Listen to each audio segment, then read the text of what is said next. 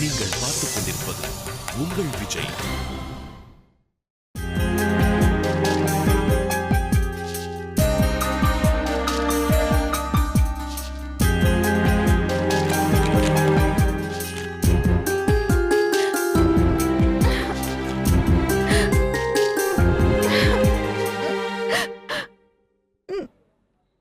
என்னத்துக்கு இப்ப அழுவுற? ஒன்னும் இல்ல, கொஞ்ச நேரம் அமைதியா இரு. ஏன்பா நீயாவது சொல்லக்கூடாதா? என்ன சொல்லணும்? அழாதன்னு சொல்லுடா. அவங்க அம்மா அட்டாக்ல சீரியஸா ஹாஸ்பிட்டல்ல படுத்திருக்காங்க. அவ கஷ்டமா இருக்குன்னு அழுகுறா. உள்ள ஒருத்தங்க உயிருக்கு போராடிட்டு இருக்காங்க. உன்னால எப்படிப்பா ஆனந்த விடன் படிச்சிட்டு இருக்க முடியுது? அவளுக்கு அட்வைஸ் பண்ண சொன்ன, நீ என்ன தப்பு சொல்றியா? பா, போன தடவை அம்மா ஹாஸ்பிட்டல்ல சேர்க்கும் போது எப்படிலாம் அழுது உருண்டு போறண்ட. இப்ப எதுவுமே நடக்காத மாதிரி உட்காந்துட்டு இருக்கிற. டேய், போன தடவை எனக்கு பயமா இருந்துச்சு, அழுதேன். இப்ப எனக்கு எந்த பயமும் இல்ல. என் சாரதாவுக்கும் ஒன்னும் ஆகாது, கான்பிடென்டா இருக்கேன்.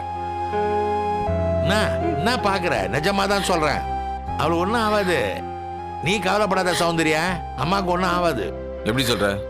மனசுக்கு தெரியும்டா. அவளுக்கு ஒரு கஷ்டம்னா எனக்கு இங்க தெரியும். ஆம்புலன்ஸ்ல இருந்து இறக்கி அவளை உள்ள கொண்டு போனப்போ அவ ஒரு தடவை என்ன பார்த்தாடா, வந்துடுறேன்னு சொன்னாடா. அவ என்ன நினைச்சு சொன்னாலோ எனக்கு தெரியலப்பா, ஆனா அவ வருவா, அது மட்டும் எனக்கு கண்டிப்பா தெரியுது.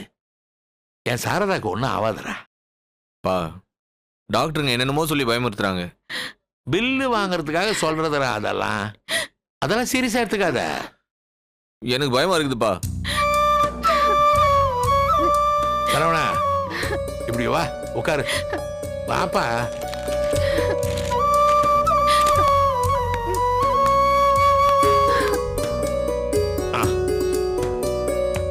ஒன்னும் இல்ல. என்ன சொன்னாங்க டாக்டர்? போன தடவையோட இந்த வாட்டி மேஜர் அட்டாக்கா, ஆன்ஜியோ பண்ணோன்றாங்க, தேவைப்பட்ட பைபாஸ் பண்ணோன்றாங்க. யாருக்கு? உங்க அம்மாவுக்கா? சாச்சா, அவளுக்கு ஒன்றும் இல்லடா. இன்னைக்கு சாயங்காலம் டாக்டர் வந்து சொல்லுவாரு பாரு, இது ஒரு பெரிய மெடிக்கல் மிராக்கிள், இத்தனை வருஷத்துல இப்படி ஒரு விஷயம் நடந்ததே இல்லைன்னு சொல்லுவாரு பாரு. எப்படி இவ்வளவு நம்பிக்கையா பேசுற? சரவணா, அது இதுன்னெல்லாம் எனக்கு காரணம் சொல்ல தெரியல. நான் என்ன எம்பிபிஎஸ் படிச்ச டாக்டரா? தோணுது. நீ கவலைப்படாத. எல்லாமே அவனாலதான். நீங்க எல்லாருமே அவனை வேணான்னு சொன்னீங்க, நான் தான் கேட்கல. இன்னைக்கு அவனால அம்மாவோட உயிருக்கே ஆபத்தா போச்சு. நாங்க வேணும் வேணான்னு சொன்னப்போ நீ வேணும்னு சொன்னதுல பிரச்சனை இல்லை. நீங்க வேணும்னு கேட்டதை நம்பி நாங்க எல்லாத்தையும் பண்ணதுக்கு அப்புறம் வேணான்னு சொன்னீங்க பாரு, அதுதான் பிரச்சனை. உங்களுக்கு நடுவுல என்ன பஞ்சாயத்துன்னு தெரியல. உன் மேல இருக்க கோவத்துல தமிழ் இந்த கல்யாணம் வேண்டான்னு சொல்லிட்டு போயிட்டான். அந்த டென்ஷன்ல தான் உன் அம்மா படுத்த படுக்கே ஆயிட்டா. எதுக்கு திரும்பவும் அந்த பேச்சு எடுக்கிற? இல்லப்பா, இங்க பாரு, எதுவா இருந்தாலும் உங்க அம்மா எழுந்து உட்கார நிலைமைக்கு வரட்டும். அதுக்கப்புறம் அவளோட கலந்துக்கிட்டு எதை வேணா பண்ணலாம். உள்ள போனதும் கண்டதை சொல்லி ஒப்பாரி வச்சு உங்க அம்மாவை டென்ஷன் பண்ணிடாத, புரியுதா? சரிப்பா. முதல்ல கண்ணத்தோட தைரியமா இருங்கடா. நீங்க அழுது வடிஞ்சுக்கிட்டு உள்ள போனீங்கன்னா அதுவே அவளுக்கு தேவையில்லாத ஒரே ஆயிடும். அதுக்காக சிரிச்சுக்கிட்டும் போய் நிக்காதீங்க. என்னடா இது, நம்மள ஹாஸ்பிட்டல்ல சேர்த்துக்கிறாங்க, நம்ம பிள்ளைங்க சிரிச்சுக்கிட்டு நிக்குதுங்களேன்னு உங்க அம்மாவுக்கு புதுசா ஒரு நெஞ்சு வலி வந்துட போகுது. சௌந்தர்யா, நேத்து ராத்திரி உங்க அம்மாவை கொண்டு வந்து சேர்த்தது. மணி என்னாச்சு? போய் ஒரு காஃபி மட்டும் வாங்கிட்டு வரியா? சரவணா, உனக்கு எனக்கு சேர்த்து வேணும்.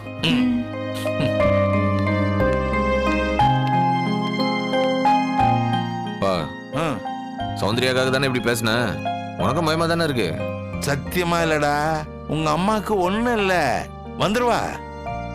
மீனாட்சிக்கு போன் பண்ணியா? ஏண்டா, எவ்வளவு பெரிய விஷயம் நடந்திருக்குது, அசால்ட்டா சொல்ற போன் அடிக்கலன்னு? தேவையில்லாம அவ்வளவு டென்ஷன் பண்ண வேணாம் தான். டேய், உண்மையை சொல்லு, உங்களுக்குள்ள என்ன பிரச்சனை ஓடிட்டு இருக்கு? பிரச்சனை எல்லாம் ஒண்ணும் இல்லப்பா. நிஜமாவா? ஆமா. சரி, போன் பண்ணி அவளை வர சொல்லு. இல்லப்பா, நீ ஏன் ஒன்றும் இல்லைன்ற, அதான் எதுக்கு அவ்வளோ தேவையில்லாமல் வர வச்சு டென்ஷன் பண்ணிக்கிட்டு? டேய், உங்களுக்கு சொன்னது தான் மீனாட்சிக்கும். எனக்கு நெஞ்சு வலி வந்தப்போ மீனாட்சி பார்க்க வரலன்னு உங்க அம்மா ஆயுசுக்கும் சொல்லி காட்டுவா. நம்ம தான் மீனாட்சிக்கு இன்ஃபார்ம் பண்ணலன்னு சொன்னா அவன் நம்ப மாட்டா. போன் அடிச்சு அவளை வர சொல்லு. டேய், நிஜமா வேற ஒன்றும் பிரச்சனை இல்லையே? இல்லப்பா. நீ யோசிக்கிறத பார்த்தா தப்பா இருக்குடா. அதெல்லாம் ஒன்றும் இல்லை. ஒன்றும் இல்லை இல்லை. அப்போ போய் அவளுக்கு ஃபோன் பண்ணு.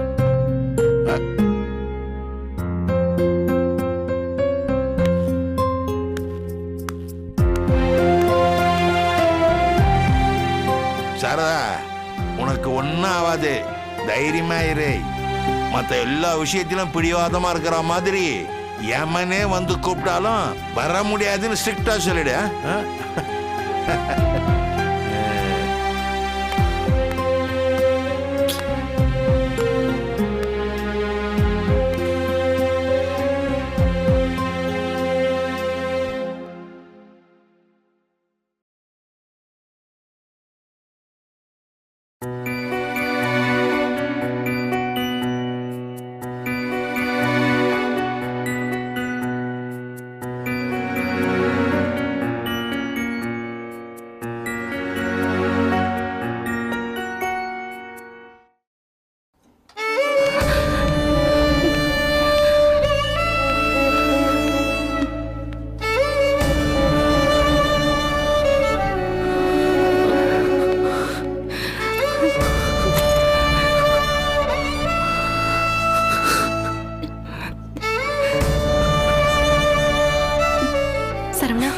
என்னடா இது?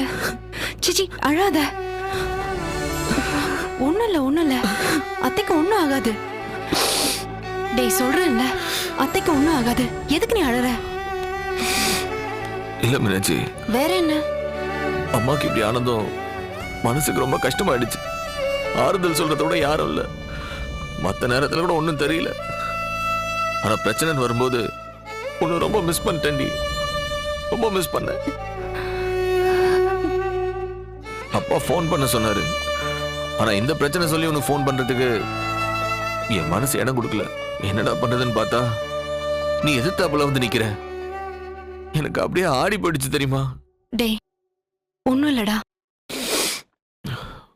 உனக்கு யார் சொன்னது அம்மா உடம்பு சரியில்லைன்னு? யாரும் சொல்லல.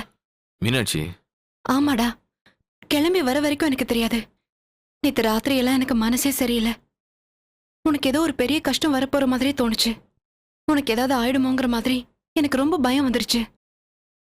சரி, போதும் பிரச்சனையெல்லாம். நேரா வந்து உன்னை பார்த்துடலான்னு முடிவு பண்ணேன். 6 மணிக்கு எந்திரிச்சு குளிச்சு ரெடியான.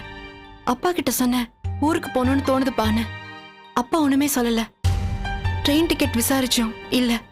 அப்பா நேரா ஒரு டாக்ஸியை எடுத்துட்டு தூத்துக்குடி ஏர்போர்ட்ல வந்து ஏத்தி விட்டாங்க. இங்க வந்த பிறகுதான் அத்தைக்கு உடம்பு சரியில்லைன்னு பக்கத்து வீட்டுல விஷயத்த சொன்னாங்க. அப்ப நடந்தது எதுவும் உனக்கு தெரியாத மீனாட்சி? நிஜமாவா? என்ன பார்க்கவா கிளம்பி வந்த? ஆமாடா, நான் சொன்ன எதுவும் பொய் இல்ல. உனக்கு ஏதோ ஒரு கஷ்டம்னு நேத்து ராத்திரி எல்லாம் என் மனசுக்குள்ள ஓடிட்டே இருந்துச்சு. இப்படி ஒரு கஷ்டம்னு இங்க வந்து பார்த்தப்பதான் தெரிஞ்சது.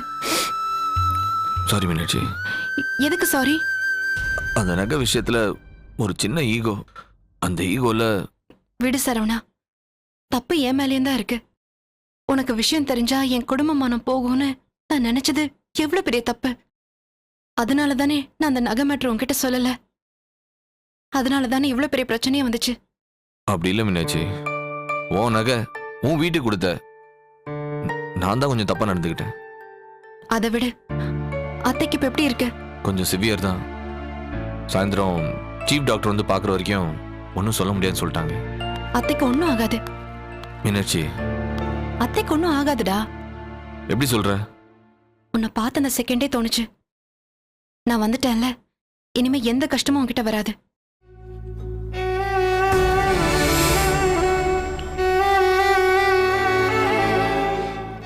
சரவணா, ஒன்னும் இல்லடா, எல்லாம் சரியாயிடும்.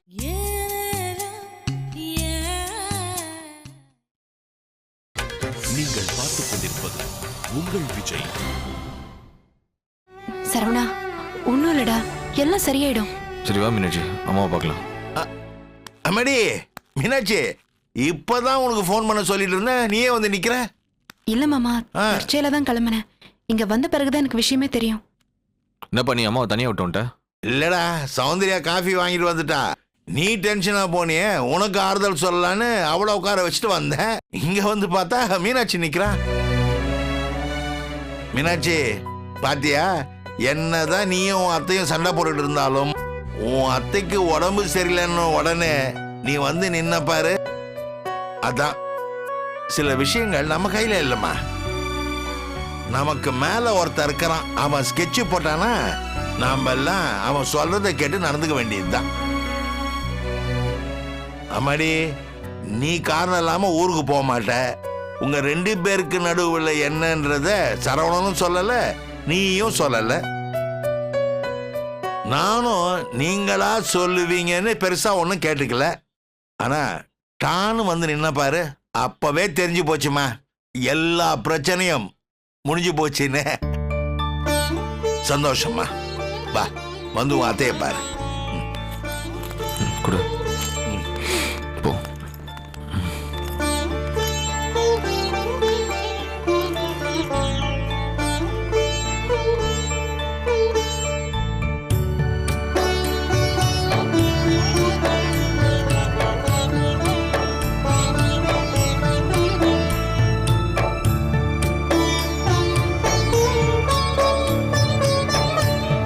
டாக்டரை பாத்தீங்களா? இல்லை, இந்த தடவை நான் பயப்படல.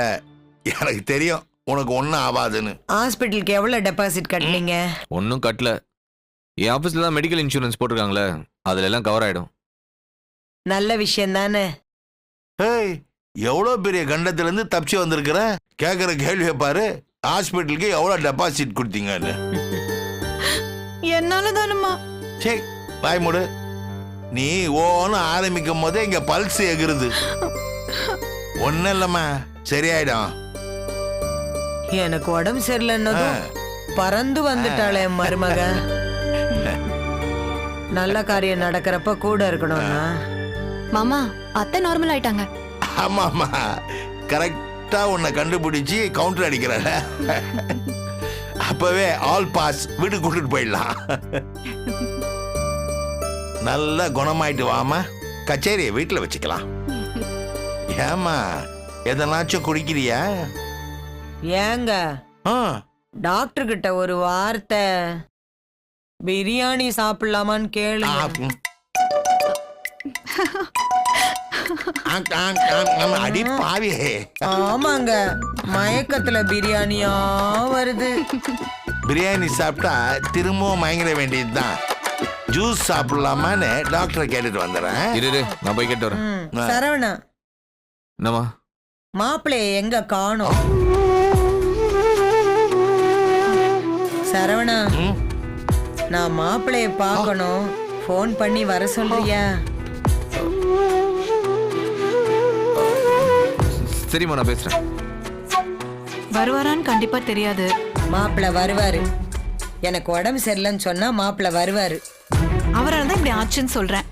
நீ திரும்ப மாப்பிள்ளை பார்க்கணுங்கிற? ஏய் சௌந்தர்யா, கொஞ்சம் அமைதியா இரு. அவளுக்கு மாப்பிள்ளைய பத்தி புரியலங்க. சரவணா, மாப்பிள்ளைக்கு ஃபோன் பண்ணி வர சொல்லுப்பா. சரிம்மா.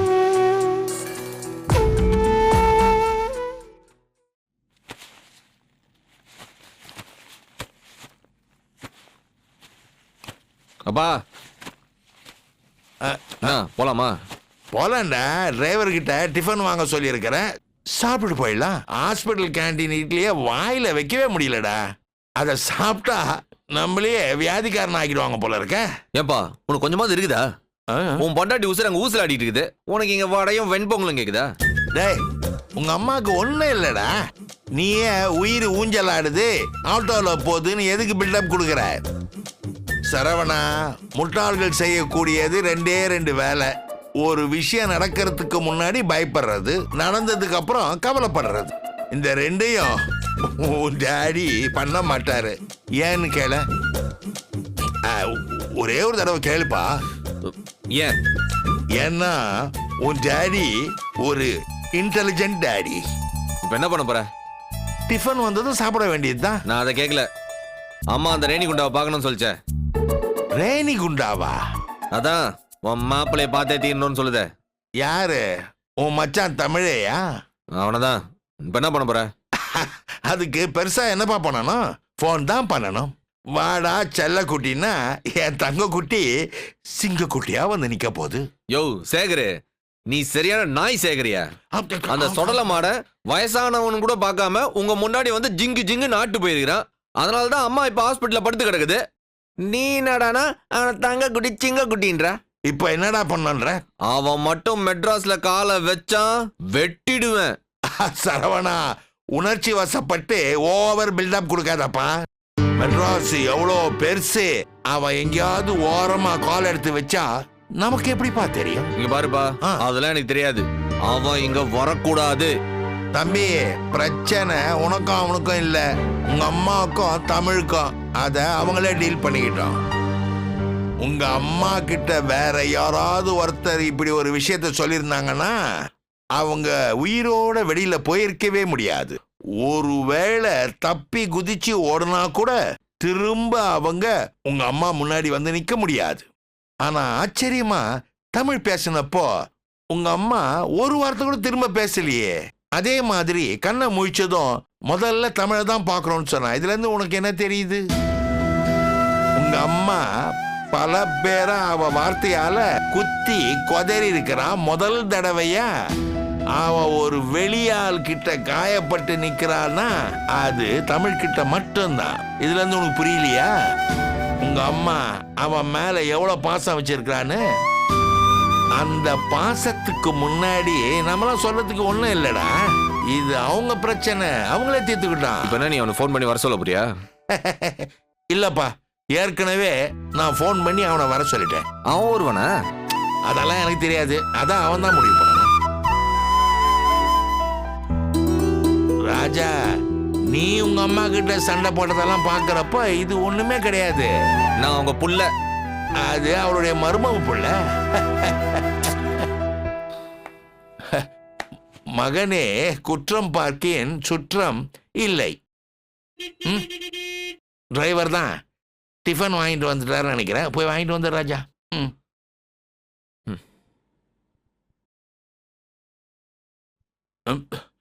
யோ தமிழ், வந்துறியா? வந்து நீ நல்லவன்றத நச்சுன்னு புரிய வச்சிரும்.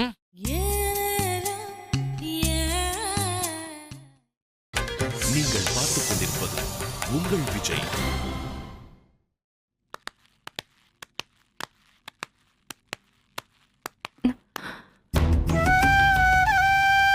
அண்ணே,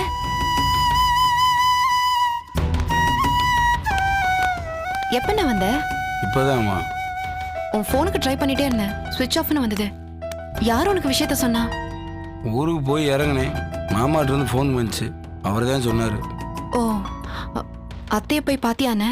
இல்லைம்மா, அதான் ஒரே யோசனையாக இருக்குது. அதே அங்கேயே இருந்துட்டுருக்கேன். இப்படிலாம் நடக்கும்னு கொஞ்சம் கூட நான் யோசிக்கவே இல்லைம்மா.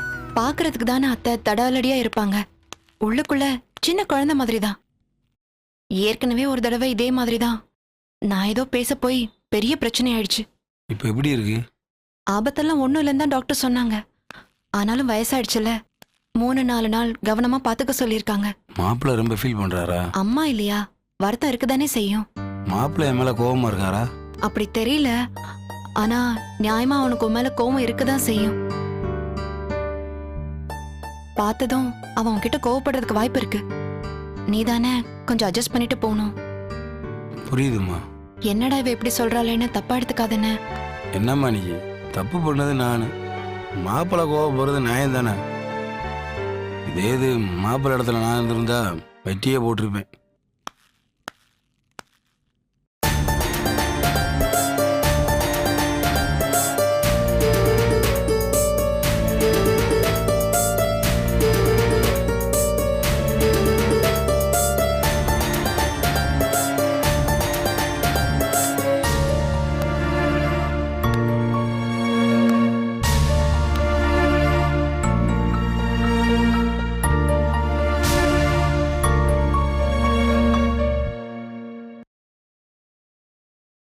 இப்படியாச்சு மச்சான்.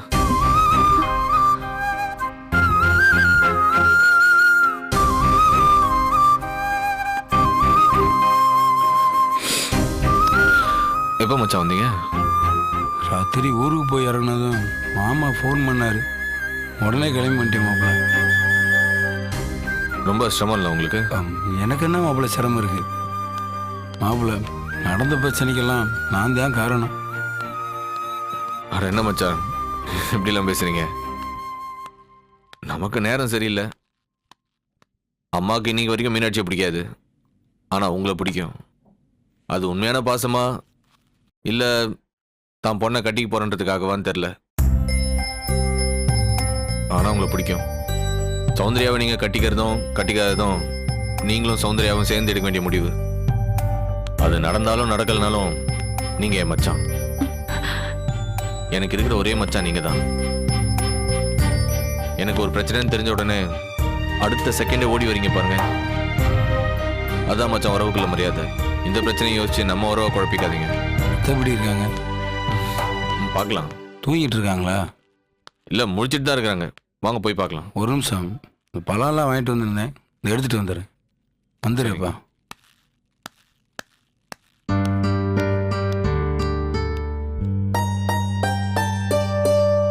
என்ன மீனாட்சி? நீ கோவப்படுவேன்னு நினைச்சேன். ஆரம்பத்தில் கோவம் இருந்துச்சு, அப்புறம் யோசிச்சு பார்த்தா இதில் உங்கள் அண்ணனோட தப்பு என்ன இருக்கு? இதே மாதிரி நாமளும் எத்தனையோ தடவை சண்டை போட்டிருக்கோம், கல்யாணம் வேணாம்னு நினச்சிருக்கோம். நான் அவன் இடத்துல இருந்தாலும் இதான் பண்ணியிருப்பேன். எங்க இருந்துடா இவ்வளவு நல்ல விஷயங்களை கத்துக்கிட்ட?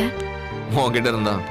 ஏய் இல்லை மீனாட்சி, நமக்குள்ள என்னதான் சண்டை இருந்தாலும் அம்மாவுக்கு உடம்பு சரியில்லைன்னு ஒரு நிமிஷம் கூட யோசிக்காம கிளம்பி வந்து பாரு. அதுக்கு முன்னாடி இதெல்லாம் ஒண்ணுமே இல்லை. குற்றம் பார்க்கின் சுற்றம் இல்லை. 8ஆம் கிளாஸ். போலாம் மாப்பிள்ள. போலாம். இந்த பக்கம் போ.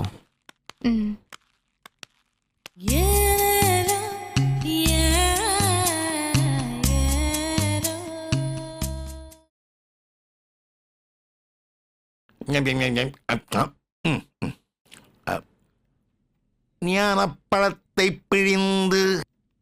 ஏங்க, நான் ஆஸ்பத்திரிக்கு வந்ததுக்கு அப்புறம் நீங்க ஒரு ரவுண்டு குண்டா இருக்கீங்க. கரெக்ட் தானே?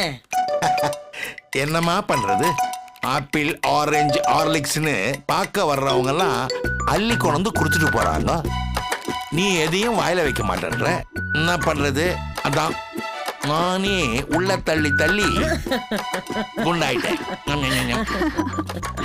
பொண்டாட்டி ஆஸ்பத்திரியில இருக்கிறப்ப கவலையில புருஷன் மெலிவான்னு நான் கேள்விப்பட்டிருக்கேன். குண்டார புருஷனை இப்பதான் நான் பாக்குறேன். ரொம்ப ஸ்ட்ரெஸ் இருந்தா கூட குண்டாவாங்கன்னு சொல்லுவாங்க.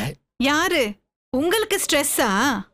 உங்களால மத்தவங்களுக்கு வராம இருந்தா போதாதா? அதானே.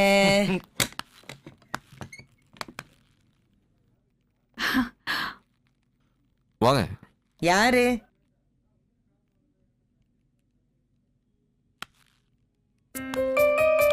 மாப்பிள்ள.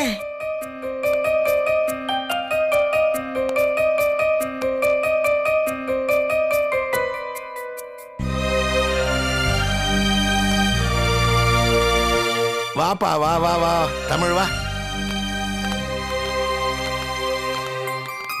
அத்தா உட்காரு தமிழே. இல்லை இருக்கட்டும் மாமா. அட உட்காருப்பா, உட்காரு உட்காரு. மாப்பிள்ள எப்படி இருக்கீங்க? என்னங்க என்ன போய் எப்படி இருக்கீங்கன்னு கேட்குறீங்க? நீங்கள் எப்படி இருக்கீங்க? எனக்கு என்ன மாப்பிள்ள, ஆபரேஷன் தியேட்டர் எல்லாம் எனக்கு சினிமா தியேட்டர் மாதிரி அப்பப்போ போறதும் வரதுமா இருப்பேன். நீங்க ஒன்றும் பயப்படாதீங்க. என்னால தானே எப்படி? தமிழே, பழைய விஷயத்த விடுப்பா. நாங்களே அதை பத்தி யோசிக்கல, நீ எதுக்கு அதை பத்தி யோசிக்கல? மாப்பிள்ள, உங்ககிட்ட நான் ஒரே ஒரு விஷயத்த தான் கேட்கணும். நீங்க என்ன ஒண்ணா பிரச்சனையை பண்ணுங்க, ஆனா எங்க வீட்டு மாப்பிள்ளையா பண்ணுங்க. அத மாட்டேன்னு முடியாதுன்னு சொல்லாதீங்க. மன்னிச்சிருங்க அத்தை. அடடா, மன்னிப்பு எதுக்கு? புருஷன் பொண்டாட்டின்னா சண்டை போடதான் செய்வாங்க.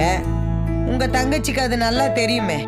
அதே மாதிரி மருமகனோ மருமகளோ மாமியாருக்கு அதிர்ச்சி கொடுத்து ஆஸ்பத்திரிக்கு அனுப்பித்தான் ஆகணும். அதுவும் உங்க தங்கச்சிக்கு தெரியுமே. அவ ஒரு தடவை அனுப்பி விட்டா, நீங்க ஒரு தடவை அனுப்பி விட்டுருக்கீங்க. இல்லைங்க, நான் அப்படிலாம் யோசிக்கவே இல்லை. ஆத்திரத்தில் கொஞ்சம் வார்த்தையை விட்டுட்டேன். அது எல்லாத்துக்கும் நீங்க தான் காரணம். நான் நல்லா இருந்தா கோவப்பட்டு போன நீங்க திரும்பி வந்திருப்பீங்களா? உடம்பு சரியில்லாதனால தானே நீங்க திரும்பி வந்தீங்க. எல்லாம் சரியாயிடுச்சு.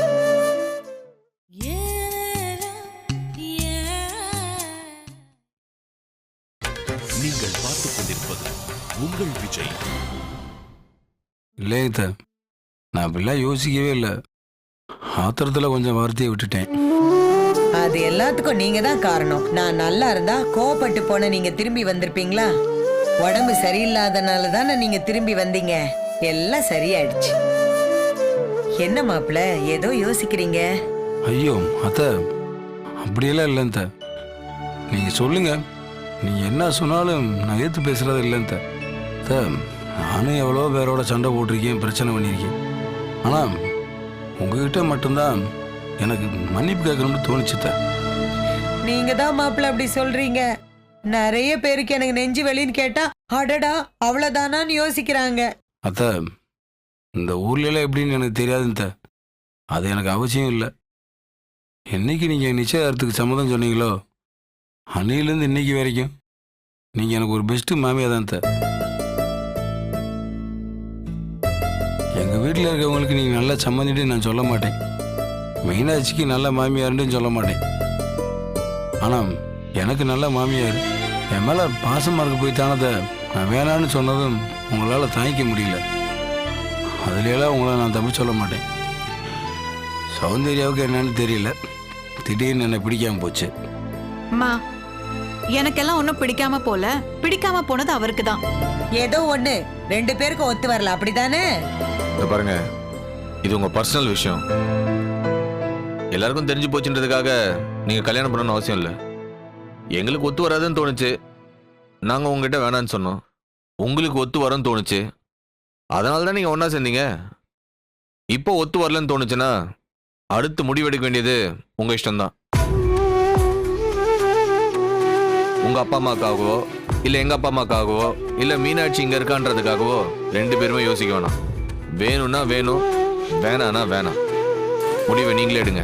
என்னங்க இவன் இப்படி பேசுறான்? அவன் சொல்றது நியாயம் தானம்மா. அந்த நிச்சயத்தை நிறுத்துறப்போ நம்ம சொன்ன அதே காரணம் தான் இதுக்கும். நிச்சயம் பண்ணதுனால கல்யாணம் பண்ணணும்னு அவசியம் இல்லை. உங்க ரெண்டு பேருடைய வாழ்க்கை உங்க முடிவு, எப்போ வேணா மாத்திக்கலாம். இங்க பாருங்க, இப்படி ஆளாளுக்கு ஒன்னொன்னு சொல்லி குழப்பிட்டு இருப்பாங்க. நான் சொன்னா நீங்க கேப்பீங்கல்ல? ஆமாத்த. ஏய், உன் அம்மா நான் உனக்கு எது நல்லது எது கெட்டதுன்னு எனக்கு தெரியும். நீ என்ன நம்புறியா இல்லையா? சாரதா, நீங்க பேசாம இருக்கீங்களா? ஏய், நீ என்ன நம்புறியா இல்லையாடி? என்னம்மா அது இப்படி கேக்குற? நம்புறியா இல்லையா? நம்புறேம்மா. வாடி.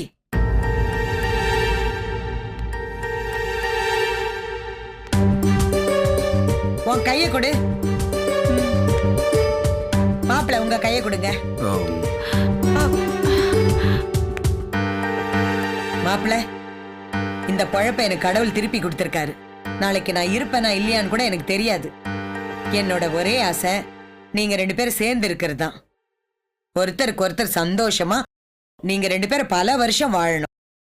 எந்த காரணத்தை கொண்டோ இதுக்கப்புறம் இது வேணுமா வேணாமாங்கிற குழப்பம் உங்களுக்கு வரக்கூடாது.